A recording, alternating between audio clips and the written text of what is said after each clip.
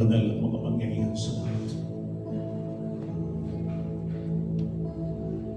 Patuloy kami na nagpupuri at ipapasalamat sa iyong kalutihan at katapatan sa aming buhay. Patuloy kami nagagalag sapagkat ikaw ang aming kagalakan. Sa kabila po ng mga pagsubok, sa kabila po naman ng mga bagay, kayo ay Diyos na tapat. Kayo ay Diyos na dakila at makapangyarihan sa lahat. Ang iyong banal at dakilang pangalan ay tunay na hindi nagbabago. In spite and despite of our unfaithfulness, you are still faithful unto us. For you cannot disown yourself, Lord God. Truly, O Lord, we humbly come before you, Lord God, as we acknowledge that we are not worthy before you, Lord.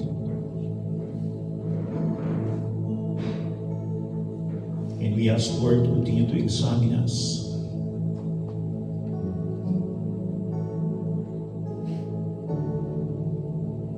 And forgive us, Lord. Cleanse us from the power of your word.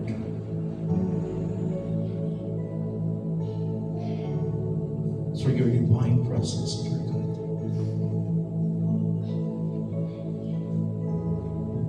Almighty Father, thank you for your Son, Jesus Christ, our Lord and Savior of our life. Spirit of the living God, speak to us. And even to your servant, Lord God, allow us, Lord, to deliver your message, Lord God. Empower your servant, Holy Spirit. Thank you so much, Lord, for your word, for your love, and thank you for your presence. Ito po ang aming panalangin sa pangalan ni Jesucristo na aming Panginoon at tagapagligtas. And everybody say, Amen and Amen. Please be seated po. Thank you po sa presensya ng ating Panginoon. And praise God, to God be the glory. And andito no, naka-flash na po yung ating home topic or title of our topic for today. A call to what? Humility. So from the book of Philippians chapter 2 from verses 5 to 11, at yan po ang bibigyan ko natin po kaukulan po ng pag-aaral. At hindi lamang po pag-aaral, kundi let us continue to observe the message of God and continue to meditate and apply it in our life. So last Sunday, karoon po tayo ng short review po sa ating pong message sa mensahe po ng last Sunday po na ibinahagi ng iyong mabaglingkod sa katawan po ni Pastor Jurgen. Ito po ay patungkol po sa pursue unity. So yung pagsikapan po ang pagkakaisa. It is one of the topic, particularly the topic of Philippians, particularly in chapter 2, in verses 1 to 4. They po na-touch po last Sunday. And the outline is like here, the call for unity, and the catalyst for unity, and the conduct for unity. So nakikita ko natin po yun na napakaganda ko sapagkat sabi nga po, unity through humility. So makita ko natin sa ibabaw, sa itaas po ng mga verses na ito, mayroon akong subtitle na nakalagay po dito, if your Bible is a New King James Version. Unity through humility. And atin hong narinig po yan, napakaganda ko, sapagkat nga po, sabi nga po, the Christian must pursue unity. Must pursue unity. Dapat may talagang pagsikapan. Make every effort for unity. So now, dito ngayon po, ang pag-aaralan po natin, dito naman sa Philippians chapter 2, verses 5 to 11, according to the New King Version, call to humility. Ang isang panawagan sa pagpapakumbaba. And nakikita po natin po yan, na yan po ay hindi lamang need sa church po natin, kundi every Christian dapat at dapat po na magkaroon tayo ng ganito. Although, sometimes may mga panahon na hindi ho natin ito na i-apply sapagkat minsan dumalabas yung ating sarili, yung ego po natin. But we thank God, God is reminding us to His Word, according to this passage, that there is a call to humility. So, isang panawagan sa pagpapakumbaba. Now, mayroon akong nabasa. Sabi nga po, humility is the greatest virtue in the kingdom of God, but pride is the greatest sin in the kingdom of God. So, humility is the greatest virtue. Magandang katangian ito. Ang pinakamagandang katangian, ang pinakamataas na katangian, lalong-lalo na po, ang pag-uusapan ho natin, lalo na po sa ating pong bilang mga mananampalataya, sa ating pong paglilingkod sa ating Panginoon, sa loob ng iglesia ng ating Panginoon, at maging sa lahat po ng mga lugar na kung saan naroon tayo, pinamimilangan ho natin. And I thank God, salamat sa Diyos, God always reminding us, particularly, although maraming beses na po natin itong nabasa, maraming beses na po natin itong narinig, but God is always continues reminding us, particularly this message, this topic about to humility. Now, basahin po natin ito. In verse 5, let this mind be in you which was also in Christ Jesus. Verse 6, who being in the form of God, did not consider it robbery to be equal with God, but made himself of no reputation, taking the form of a manservant, and coming in the likeness of men. Verse 8, and being found in the appearance as a man, he humbled himself and became obedient to the point of death, even to the death of the cross. Verse 9, therefore, God also has highly exalted him and given him the name which is above every name. Verse 10, that at the name of Jesus, every knee should bow, of those in heaven, and of those on earth, and of those under the earth. Verse 11, and that every tongue should confess that Jesus Christ is Lord, to the glory of God the Father. God bless the reading of His Word. So po, makita ho natin po yan. At nababasa ho natin po yan doon sa ating pag-aaral at sa ating gagawin po mga kapatid. Although maraming beses na po natin narinig ito.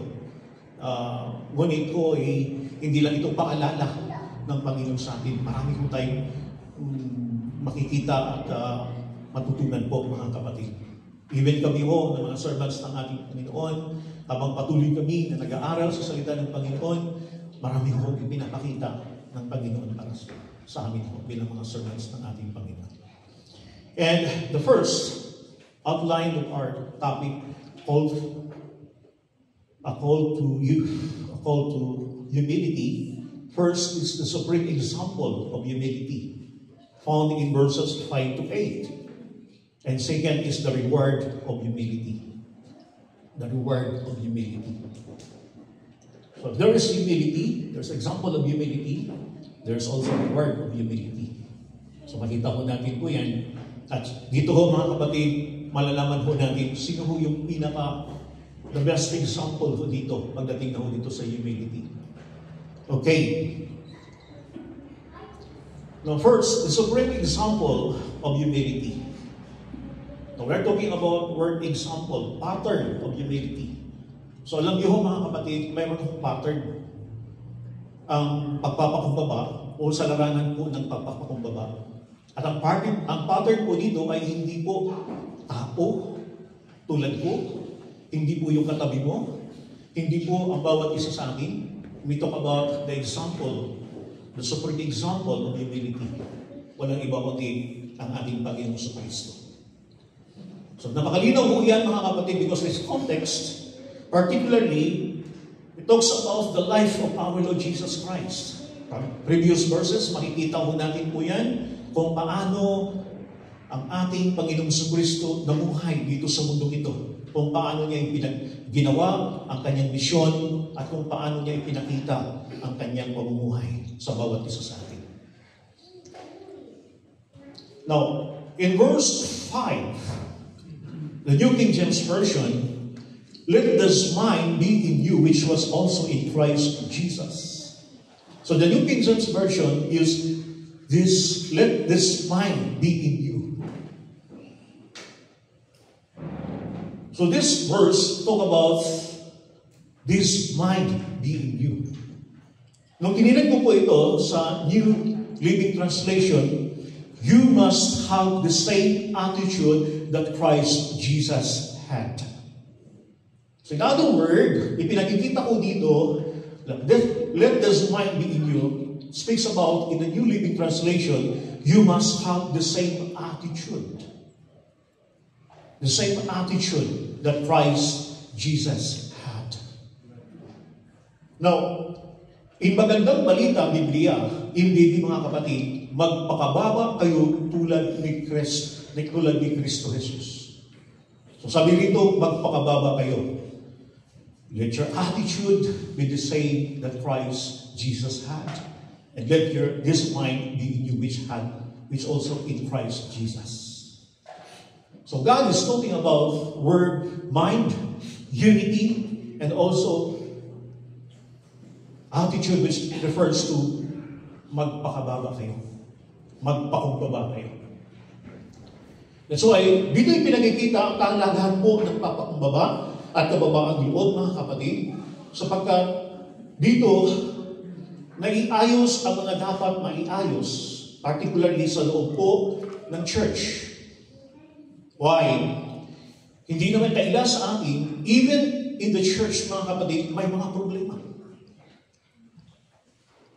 We cannot escape, mga kapatid, na kahit sa loob ng iglesia, may mga problems. But we thank God. Sabi nga ho dito, humility is the greatest virtue in the kingdom of God. Pride is the greatest sin in the kingdom of God. So ngayon, pinakikita ko dito, mga kapatid, ang sabi ko dito ng ating Panginoon, particularly, Jesus is the supreme example of humility. Why? Why? First, because He is God.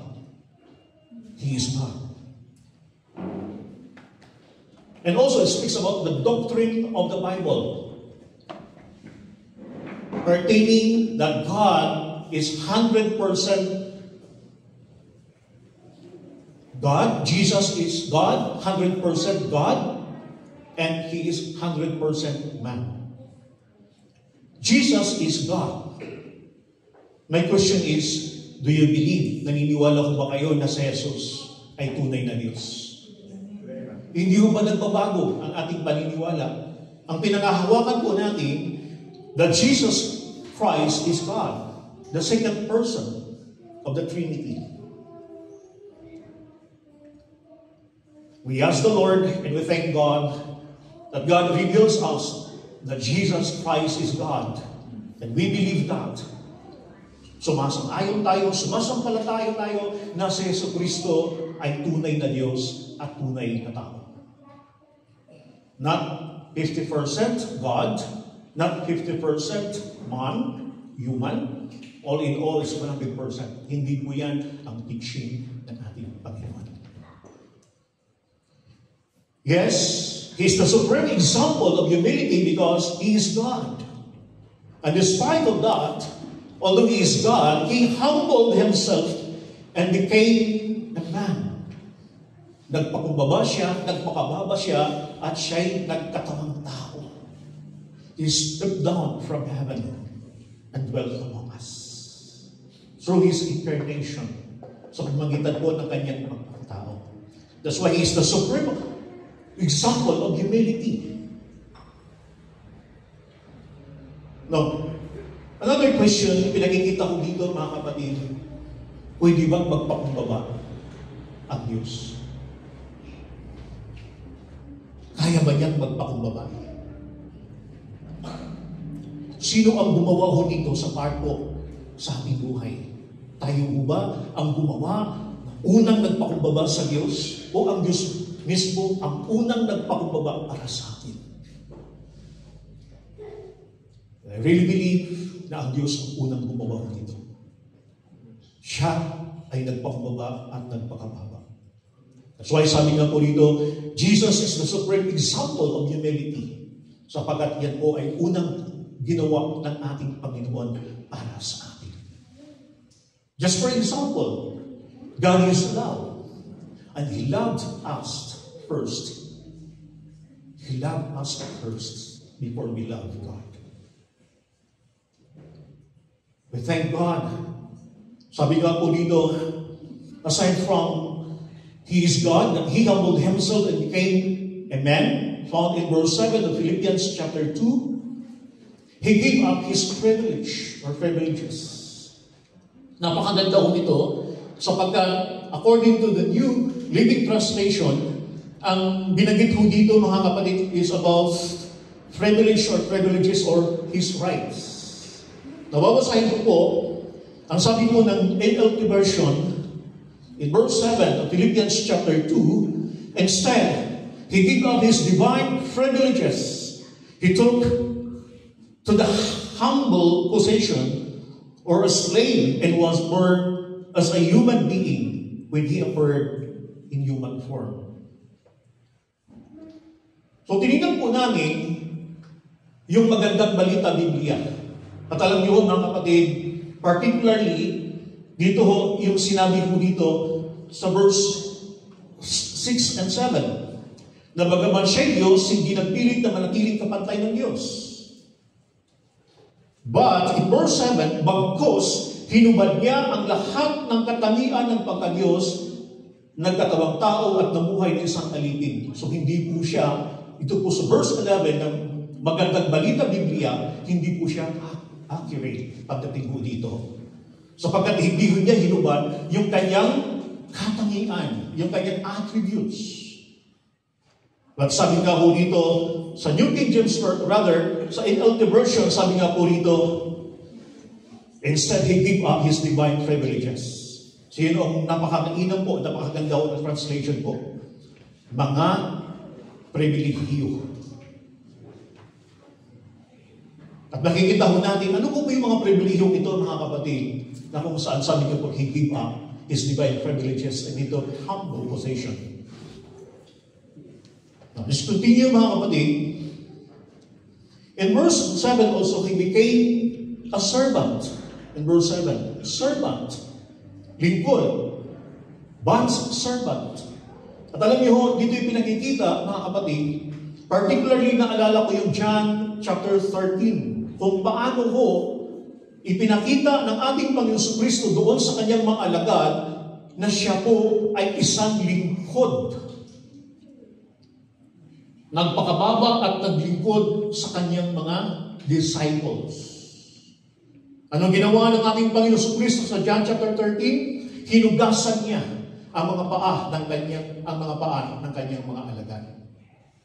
At ang sabi nga ni Peter, sana hindi ko dapat gawin niyo po, Panginoon. Hindi po maaaring gawin niyo po. Sabi ng ating Panginoon, kung hindi ko po ito gagawin, at hindi po ito mangyari ng ating, sabi rito, hindi ko matupad ang kalooban ng ating Ama.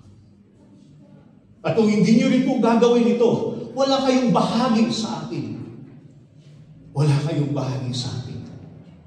So the supreme example of humility is in the life of our Lord Jesus Christ because He became a servant. A bad servant, mga kapatid. Wala tayong nakitang Diyos. Diyos na makapangyarihan sa lahat na nagkatawang tao. At nung nagkatawang tao na siya, alam niyo, siya'y naglingkod para sa atin. Hindi tayo ang unang naglingkod sa Diyos, kundi tayo ang unang pinaglingkuran ng ating Panginoon. Aside from that, na hindi tayo ang unang umibig sa Diyos, in 1 John chapter 4, kundi ang Diyos ang unang umibig sa atin. Pangalawa, ang Diyos ang unang nagpakumbaba at nagpakababa sa harapan po natin. Hindi ho tayo. Pangatlo, makikita ho natin ho dito mga kapatid, na sinabi ho dito, He became a servant. Siya ang tunay na naglingkod para sa atin. So makikita ho natin about servanthood, na the pattern of being a servant, mga kapatid, we have to focus the life of our Lord Jesus Christ. And aside from that, sabi nga po rito, and He was obedient to the point of death. Particularly in Philippians chapter 2 verse 8, to the point of death, hanggang kamatayan. Sabi ng verse 8 na magandang balita, nang maging tao siya ay nagpakumbaba at naging masunurin hanggang kamatayan. Oo, hanggang kamatayan sa krus. Hanggang kamatayan sa krus.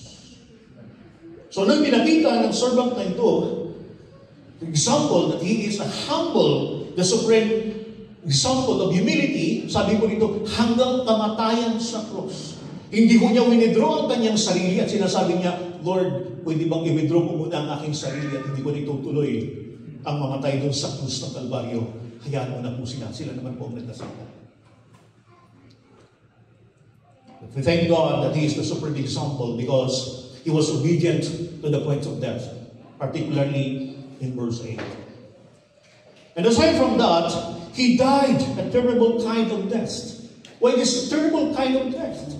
In verse 8, mga kapatid, dahil nga po, ang pagkapako sa krus, mga kapatid, ay kahihiyan. Ang mamatay sa krus, ay bawal ng krus, sa krus, kapatid, ay malaking kahiyan ito. Ibinibilad sa kahiyan ang sinumang mabitay o mapako sa krus. Subalit inako ng ating Panginoon yan, na sa halip tayo, ikaw ang mabilad sa kahiyan, tayo ang mapako sa krus. Dahil nga po sa ating mga kasalanan, si Christ ay napako doon sa krus para sa ating kahiyan. So tayo nag-i-enjoy, mga kapatid.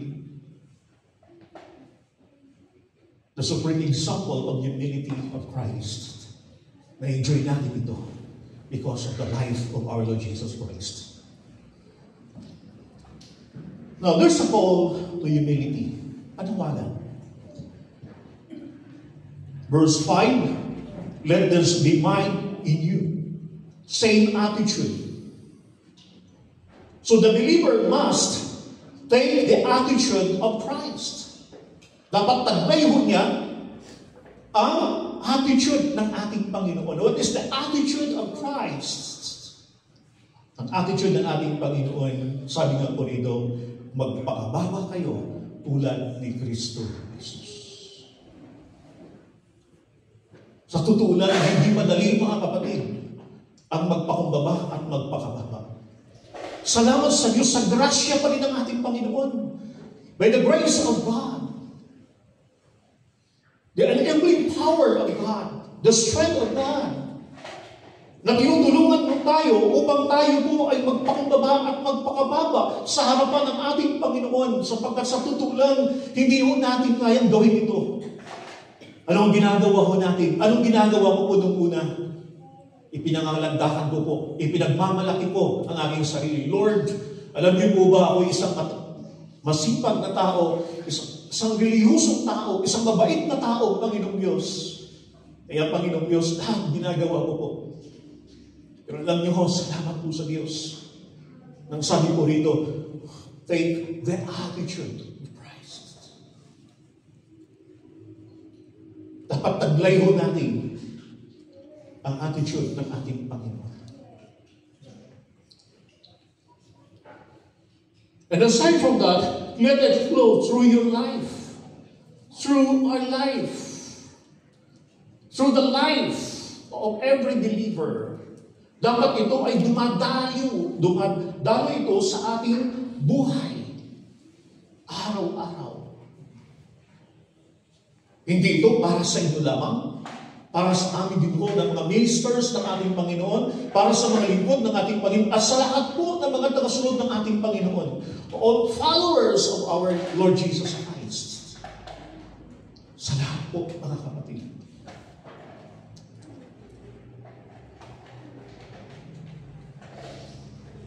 Just for example, ang lingkod ng Panginoon ay hindi dapat siyang magmataas at magmalaki at sasabihin niya, may posisyon ako mataas ang katungkulan ko, at may mga katungkulan ganito, kaya hindi mo ako pwedeng utusan. At alam niyo ho, mga kapatid, so tuwing kami ho magtatrabaho sa ibaba, dyan po sa second floor, kung ano ho ang isinasabi sa amin ni Kuya Mike, ni Engineer Mike, ginagawa ho namin ni Kuya Alex. Sapagkat yun po ang nararapat at karapat-dapat. Pag sinabi niya, gawin mo ito, hindi tama yan. Alam niyo, sasabihin, hindi naman sana, ganito lang naman, kunti lang naman ang differential. Hindi, kapain ninyo.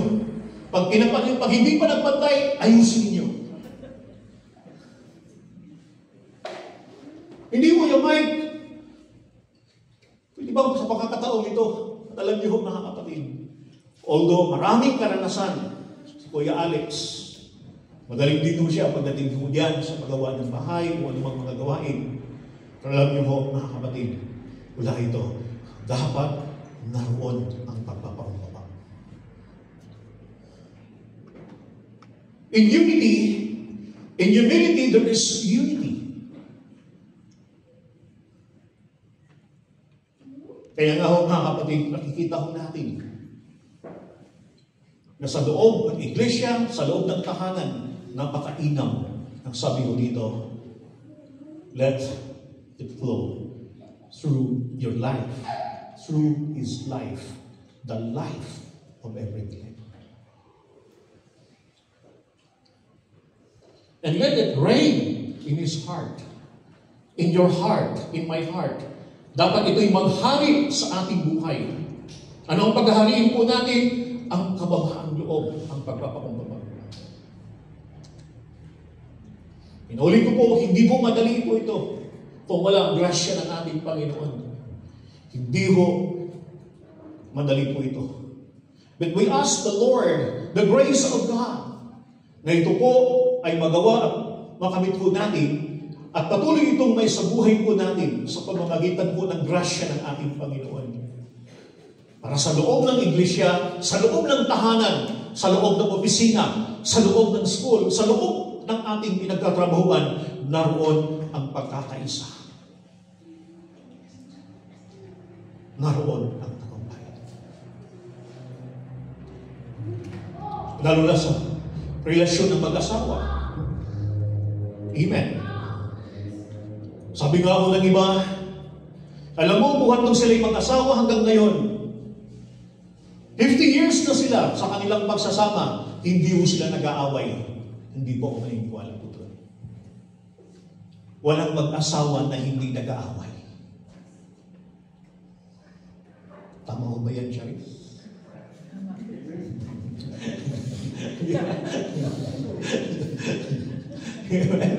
Okay. Hindi na kita tatanungin kung sino yung nauunang mangaway. Di ba? Diba? Ang napakaganda ko doon, nagkakaroon ng pagkakasundo. Naiayos ito. That's why I call for humility. Call to humility. Panawagan para sa pagpapakumbaba. Pinipreserve ng Panginoon ang relasyon ng magkakapatid sa pananampalataya. Pinipreserve ng Panginoon ang relasyon ng mag-aasawa. Pinipreserve ng Panginoon ang relasyon ng pagkakaibigan. Although, sa lahat po ng relationship ng tao, mga kapatid, mayroon talagang mga pagkakamali at mayroon talagang mga bagay na hindi maiwasan. Hindi perfecto, mga kapatid.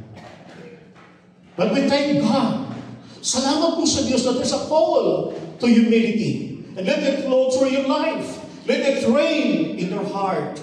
Maghari ito sa ating puso, mga kapatid, sapagkat ito ang nais at karapat-dapat na dapat taglayin ng bawat isa sa atin. It is not an option. It is a must that we should have. Call to humility. Humility is the step to unity in the church. And humility brings victory. Ang iglesia nito, mga kapatid, how many years na po ito na itinatag at binuo ng ating Panginoon? Kung wala hong kababaan loob sa bawat isa sa atin, ano kayang mangyayari sa church na ito, mga kapatid? Although, sinasabi ko po that we are not perfect, although may mga panahon naroon, umiiral ang ating ego, umiiral ang ating kataasan, umiiral ang ating pride, mga kapatid, pero we thank God, salamat po sa Diyos, sapagkat we give up because sabi nga po dito ng ating Panginoon, a call to humility. Kababaan loob, pagpapakumbaba.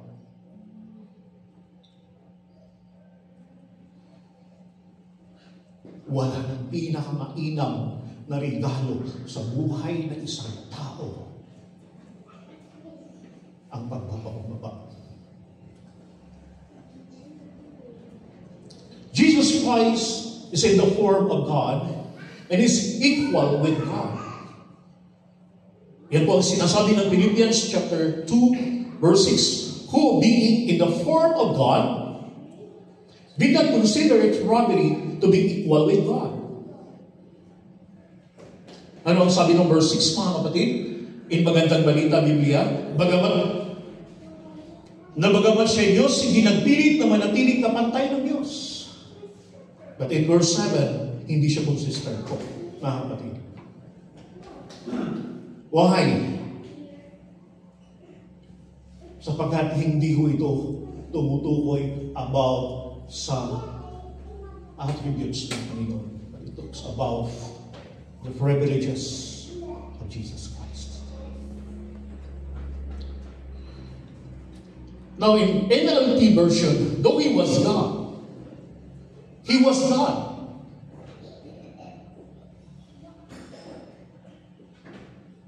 He did not think of equality with God as something to cling to. Bagamat siya Diyos, mga kapatid. Alam niyo ang ginawa ng ating Panginoon, napakaganda. Sapagkat siya po ay nagpapakumbaba at nagpakababa at nagpatawag-tawag.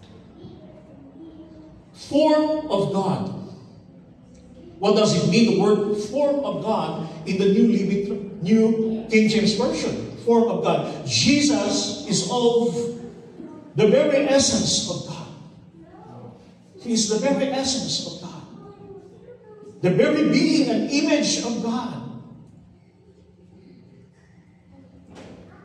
God Himself. Jesus is of God Himself. Unchangeable God. He is the unchangeable God. Hindi siya nagbabago.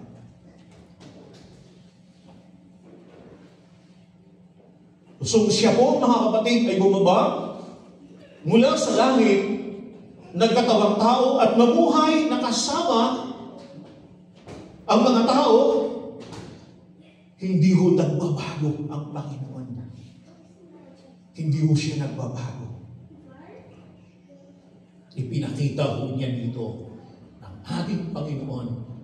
He does not change in spite of that. Another thing, equal with God. What does the word equal with God? Equal means to be on an equal basis with God and possess all the attributes of God Himself. He was constantly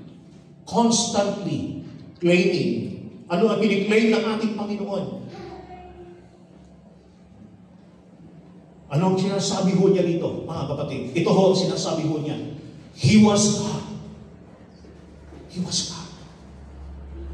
Hindi niya sinabi ng ating Panginoon, Diyos ako doon sa langit, at pagdating dito sa mundong ito, sa lupang ito, hindi na ako Diyos.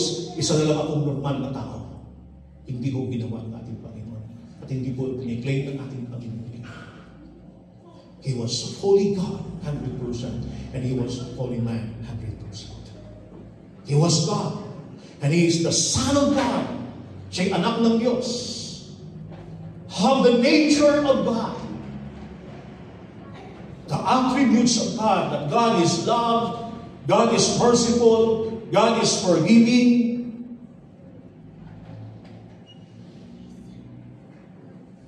And also, equal basis with God. That's why makikita ko natin po that in Hebrews speaks about that Jesus Christ still the same yesterday, today, and forever. Hindi ko siya nagbabago. Now, referring to this topic, mga kapatid, since ng ating Panginoon, hindi siya nagbabago. Siya ay Diyos noon, siya ay Diyos ngayon, siya ay Diyos sa mga darating na panahon, mga kapatid. Kung paano niya tayo iniingatan nung ikaw ay tawagin ng Panginoon, nung ikaw ay pinagkalooban ng Panginoong Diyos ng buhay na walang hanggan, ganun din sa mga panahon ito at sa mga darating na hindi ka mapapaliwanag, na hindi ka mapapahamak, bagos ikaw ay maiingatan ng Panginoon sa biyaya at kapangyarihan ng kanyang mga salita. There is assurance in the life of the believer. Mayroong katiyakan sa buhay ng isang mananampalataya, mga kapatid. Sa buhay ng isang mananampalataya, tiyak na ikaw ay ligtas. Tiyak na ikaw ay hindi mapahamak. Sapagkat ang Diyos natin, hindi siya nagbabago. He was God, was the Son of God, and have the nature of God. At ma-enjoy po natin ang forgiveness, ang mercy ng ating Panginoon, ang faithfulness ng ating Panginoon. Although oftentimes or sometimes we are not faithful. But in 2 Timothy chapter 2, verse 13, starting verse 12 and 13, although we are not faithful, our God whom we serve is always faithful, and He cannot disown Himself. Tapat siya, mga kapatid. Lagi siya tapat sa mga kapatid.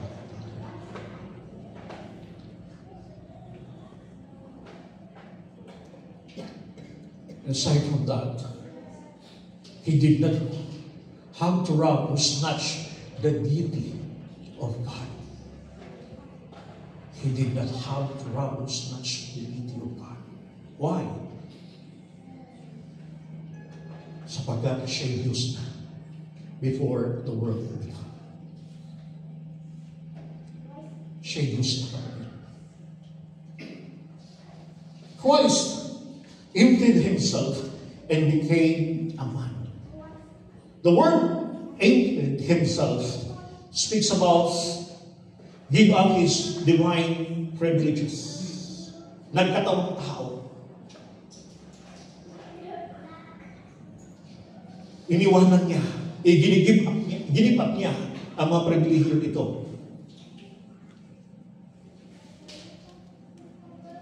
In verse 7, but made Himself of no reputation, taking the form of a bondservant and coming in the likeness of men. And also in the New Living Translation, instead, He gave up His divine privileges. He took the humble position of a slave and was born as a human being when He appeared in human form. The New Living Translation. So makikita ko natin po dito, mga kapatid.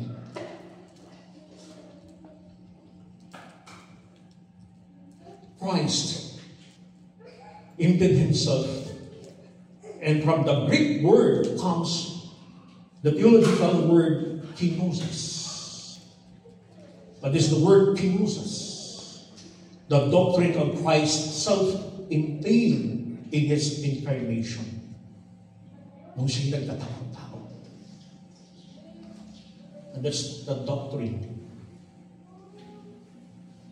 The theological doctrine which refers to kenosis. Nagtatawag-tao.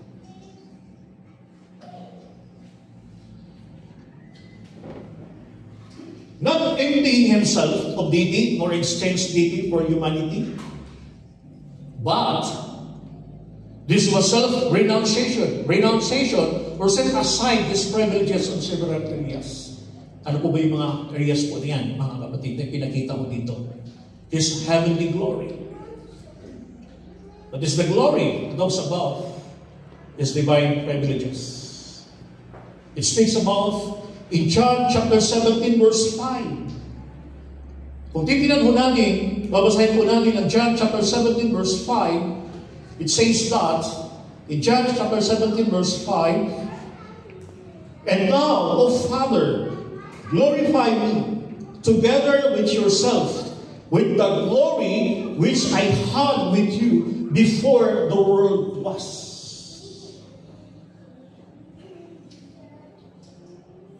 So naroon ang kanyang pagpapakumbaba.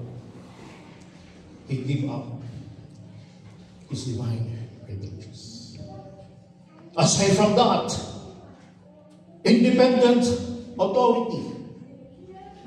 During His incarnation, Christ completely submitted Himself to the will of the Father.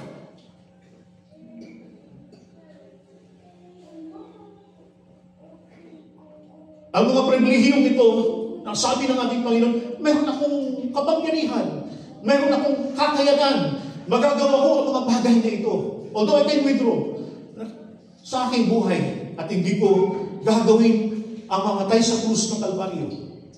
Dahil sabi ng ating Panginoon, not my will, but your will, O Father. Ang kalooban mo, hindi ang kalooban mo.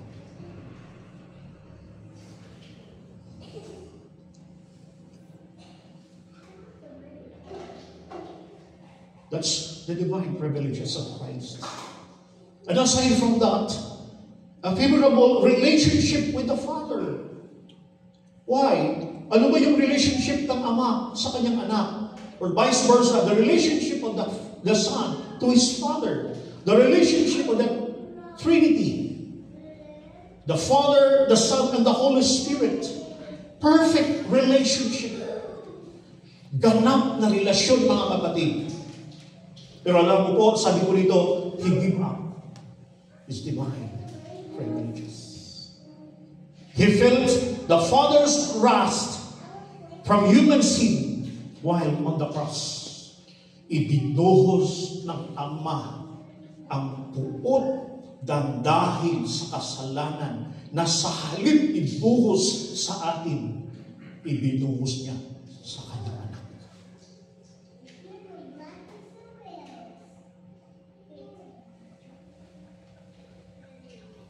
So anong ibinuhos ng Panginoon sa atin? Anong ipinapadama ng ating Panginoon sa atin? Anong ipinagkaloob ng Panginoon po sa atin? Hindi ang puot ng Diyos. Ang pag-ibig ng Panginoon. Ang ipinadama at ibinuhos niya sa ating buhay, sa ating puso. Ibinuhos ng Panginoon ang kagalakan sa ating mga puso.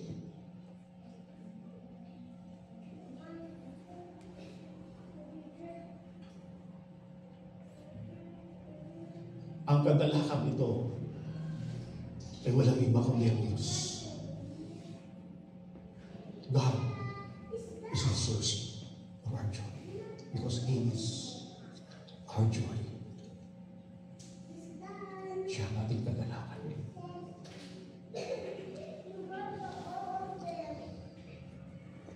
Christ humbled Himself and was obedient to His Father's will. What is the Father's will? To come to earth. John 3:16, "For God so loved the world that He gave His only begotten Son, that whoever believes in Him should not perish but have everlasting life." Kalooban ng Diyos na ipadala ang kanyang anak dito sa mundo ito. It's the will of God.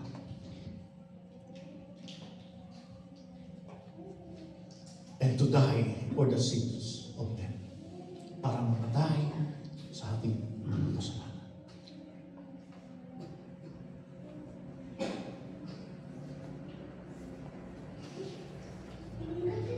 But these divine privileges, hindi po ito nanatili na kung saan, hindi po ito na-restore.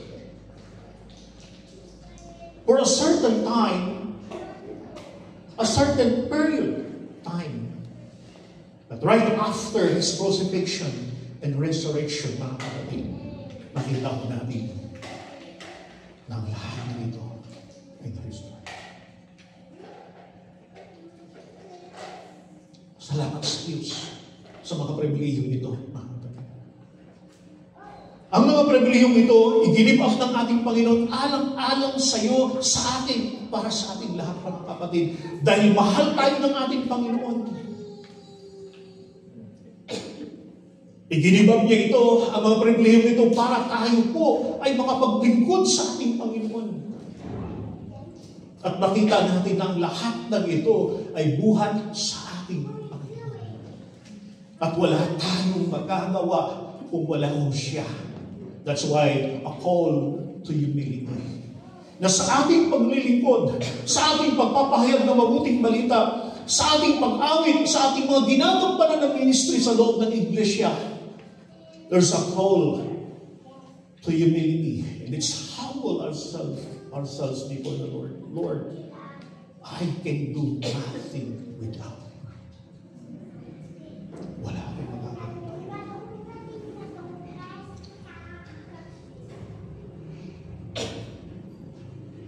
Mayroon ba tayong may pagmalaki sa harapan ng Panginoon? Mayroon ba natin, pwede ba natin sabihin, Lord, ang lahat ng ito ay gawa ko po, Panginoon? No. Salamat sa Diyos. In Philippians chapter 2, verse 8, and being found in appearance as a man, He humbled Himself and became obedient to the point of death, even the death of the cross. And also in Romans chapter 5, verse 19, for us by one man's disobedience, He's talking the life of Adam. Many were made sinners. So also by one man's obedience, many will be made righteous. Nagiging matuwid. Righteous sa harapan ng ating Panginoon Diyos because of the life of Christ Jesus.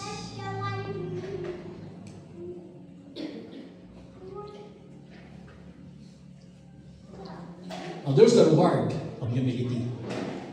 Ano ang gantimpala ng kababalo? God has rewarded and exalted Christ.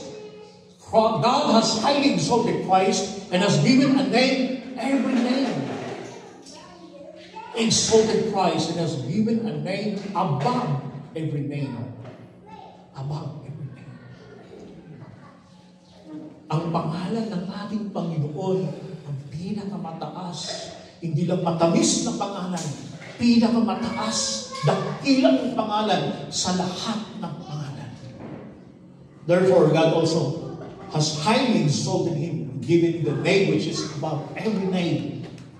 Because Jesus Christ, the most glorious name, for His name is the only name that provides salvation. Apart from Christ's name, apart from the name of Jesus Christ, there is no salvation. In Acts chapter 4, verse 12, nor is there salvation to anyone, in any other, where there is no other name under heaven given among men by which we must be saved. Pangalan ng ating Panginoon Hesus Kristo. Hindi pangalan ng church. And we thank God that the name of this church, glory, great Lord of redemption, Yeshua. He is our Savior. He is my Savior. He is our Savior.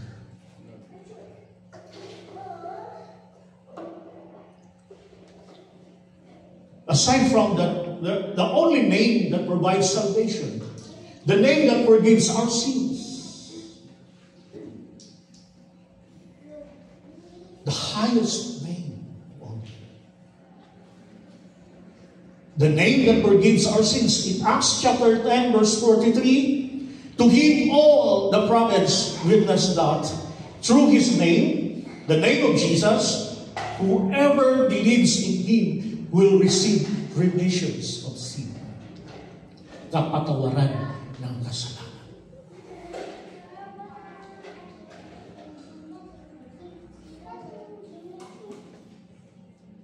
So, kaninong pangalan tayo napatawad?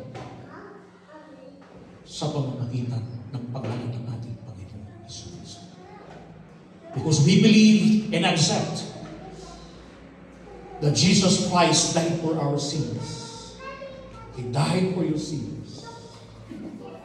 The name that forgives our sins.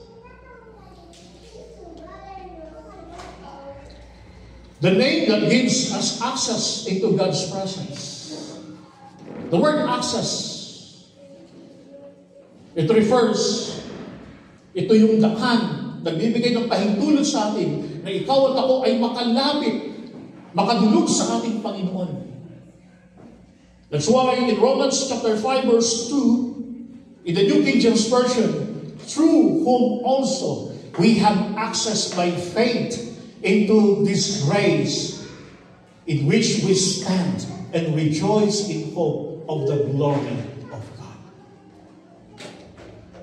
There's no other name except the name of our Lord Jesus. Pangalan. Hindi tayo makakalapit sa pangalan. Hindi tayo makakalapit sa ating Diyos sa pamagitan ng pangalan ng bawat isa sa atin. Hindi makakalapit tayo sa presensya ng ating Panginoon. And we can enjoy the very presence of God through the life of our Savior, Lord Jesus Christ.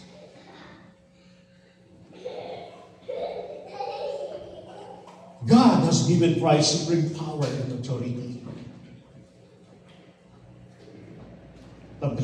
Philippians chapter 2, verse 9, 10, and 11, makikita ko natin that every knee, particularly in verse 10 and 11, God has given Christ supreme power and authority that every knee should bow before Christ. Those in heaven, those on earth, and of those under the earth, that the name of Jesus, every knee should bow, and of those in heaven, and of those on earth, and of those under the earth. So ganun ka kapangyarihan ng pangalan ng ating Panginoon. Lahat ay lulukod sa Kanya.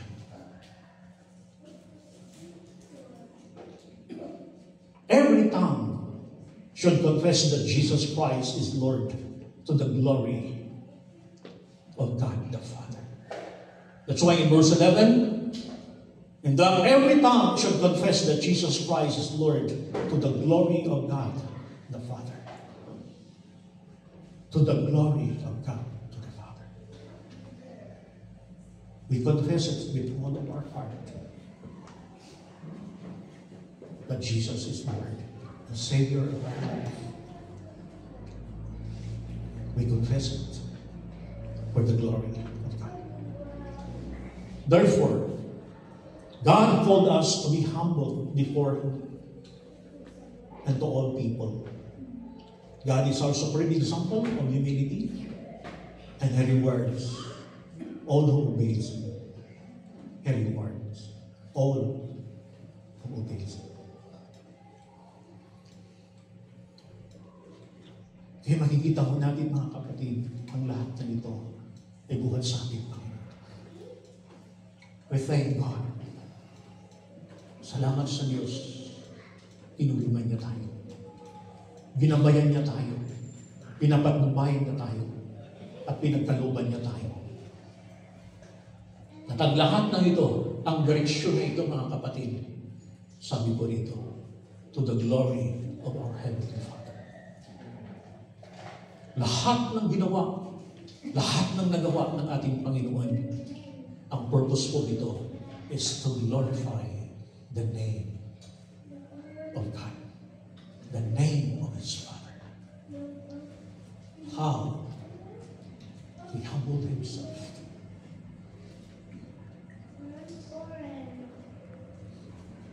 Before God.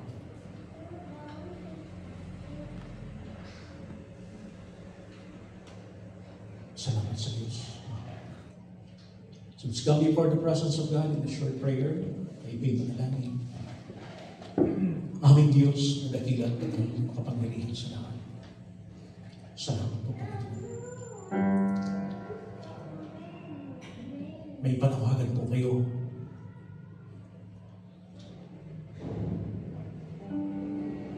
na kami po ay magpakumbaba at magpakababa.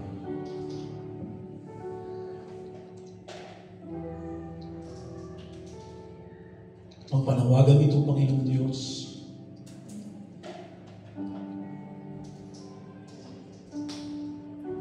ay dakila.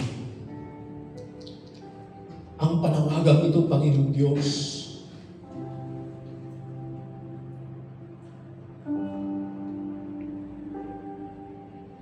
ay mabuti para sa bawat isa sa amin. Sapagkat ang panawagan ito, Panginoon, ang magbubuklod sa iyong iglesia.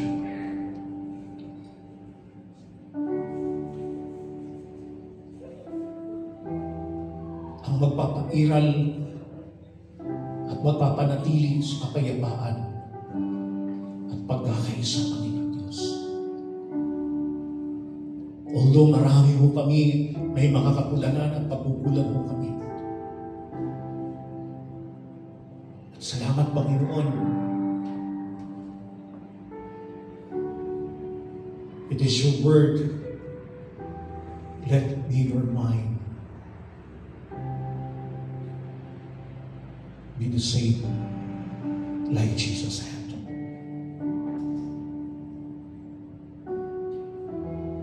Patawarin niyo po kami, Panginoon, sa mga panahon hindi po kami nagpapakumbaba.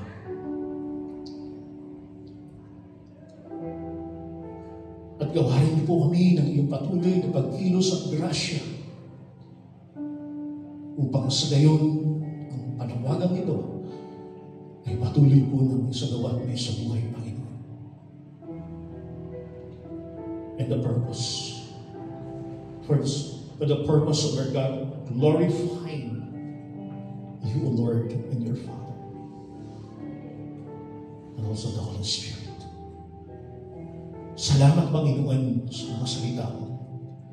Salamat sa iyong malaya at patuloy na pagkilos, Lord. Lahat ng papuri, pagsamba at pagliwalhati ay may namin pinabalik sa pangalan ni Jesus. And everybody say, Amen.